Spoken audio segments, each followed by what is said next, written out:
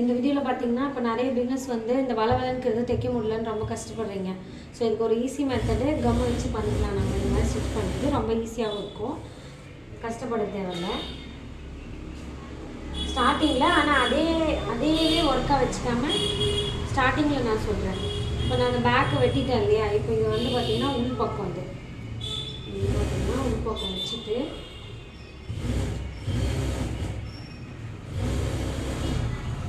கம்மு வந்து பார்த்திங்கன்னா நான் இது மேலே அப்படியே வச்சுருங்க. வச்சுட்டு கம்மை வந்து நிறைய வைக்காதீங்க, நிறைய அழுத்தக்கூடாது. அது ஒரு ரைமிங்கில் அப்படி கரெக்டாக அப்படி வச்சுட்டே வந்தீங்கன்னா உங்களுக்கு கரெக்டாகும்.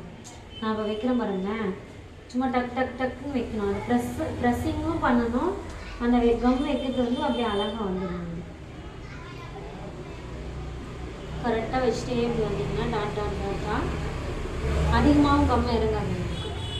நான் பார்த்திங்கன்னா ஒரு இடத்துல அதிகமாக வச்சுட்டேன். ஸோ இந்த இடத்துல அதிகமாக வச்சுட்டா ஒன்றும் பிரச்சனை இல்லை. இப்போ இது வந்து நான் வச்சது வந்து உள் பக்கம், இதுதான் மேல் பக்கம். அதான் ராங் ரைட்டுங்கிறாங்களே. இப்போ நான் அப்படியே வச்சு கம்மு வச்சுட்டு அந்த ஷோல்டர் மட்டும் கரெக்டாக வச்சு ப்ரெஸ் பண்ணாதீங்க, லைட்டாக தள்ளிக்கலாம்.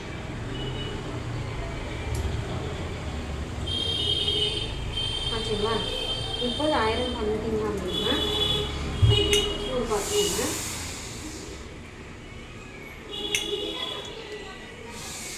அப்படியே அழகாக மெதுவாக ஐரன் பண்ணுங்க.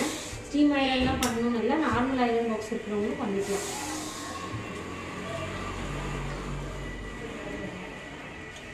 எங்கேயுமே சுருக்கு இல்லாமல் சும்மா சீக்கிரம் ஒர்க் ஆகிடும் எனக்கு. நான் ஸ்டீம் வைக்கிறதுனால அந்த மாதிரி ஆகுது.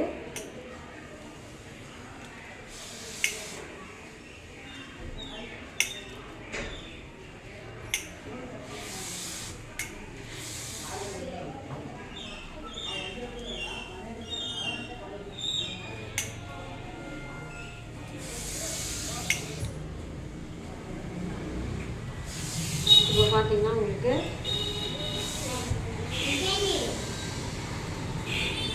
அங்கே பார்த்தீங்கன்னா உங்களுக்கு எங்கேயுமே நகராது.